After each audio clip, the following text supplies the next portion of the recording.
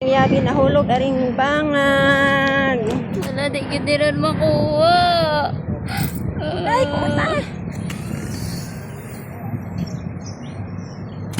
Ano?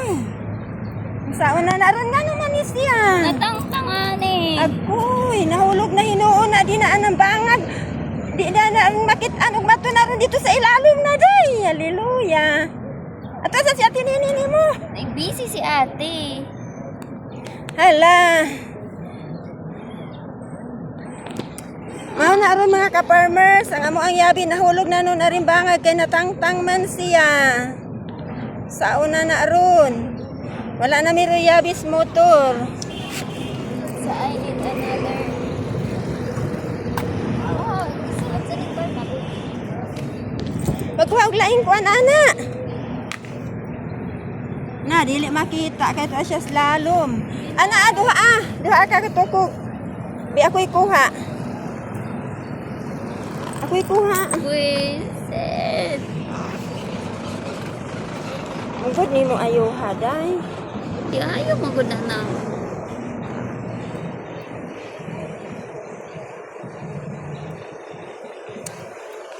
Na maura ni ron ka farmers amo ang yabi di na hinuon aring bangag na shoot gyud siya pud sa bangag nga pagkahuluga kay natangtang man sa iyahang kuan.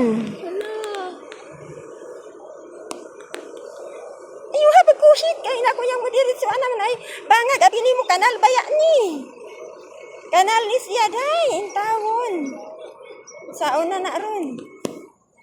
Pagkada kong damak. Na akong anak ikuhit na unsaon na ron Lord Ala. tabang nami.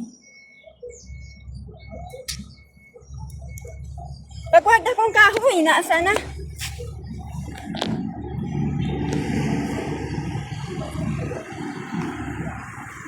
Kanang kahoy ba day nga dili makuan. Uy, day, kanal ra ba dyan na diha? Day, intawon, Lord, tabangi ni God. Makuha na mo ni among yabi sa motor.